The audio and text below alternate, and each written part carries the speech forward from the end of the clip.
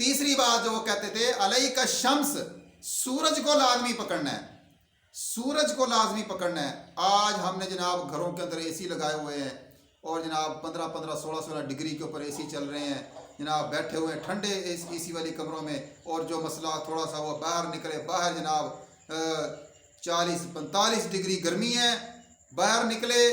45 degree के अंदर काम शाम थोड़ा किया, फिर दोबारा एसी के अंदर सर्द और गर्म। हालांकि रसूलुल्लाह सल्लल्लाहु अलैहि वसल्लम, आप यहाँ से अंदाज़ा लगाया, आपने फरमाया कि आधे धूप और आधे छाँव के अंदर आपने कभी नमाज नहीं पढ़ी, नमाज पढ़ने से मना किया आप सल्लल्लाहु अलैहि वसल्लम ने,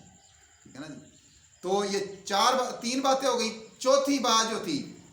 बात जो थी फरमाया, आटा जो है वो अनछना,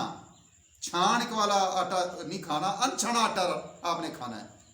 क्योंकि जब आटा छान लिया जाता है, आज आप देख ले जो हमारी फ्लोर मिलों के जरिए आज हमारी पूरी कौम जो आटा खा रही है, उस आटे के अंदर आप देख लें मैदा निकला हुआ होता है, उसके अंदर और जनाब बहुत सी चीज़ें ऐसी निकली होती हैं, चोकर उसके अंदर से निकला होता है,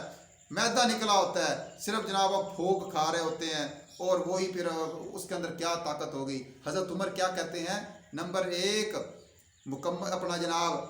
बारीक कपड़ा नहीं पहनना,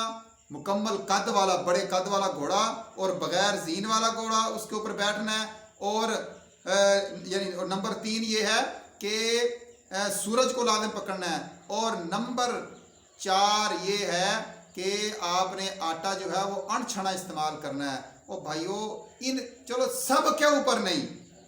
कम अज़ कम कुछ बातों के ऊपर तो हम अमल कर सकते हैं ना, कुछ बातों के ऊपर,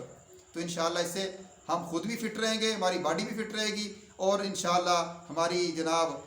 आगे नस्ल तक इंशाअल्लाह इसको फ़ायदा होगा। तो इन बातों को इंशाअल्लाह हम आगे शेयर करें। अल्लाह ताला हमें कुरान हदीस के मुताबिक अमल करने की तौफीक अता फरमाए।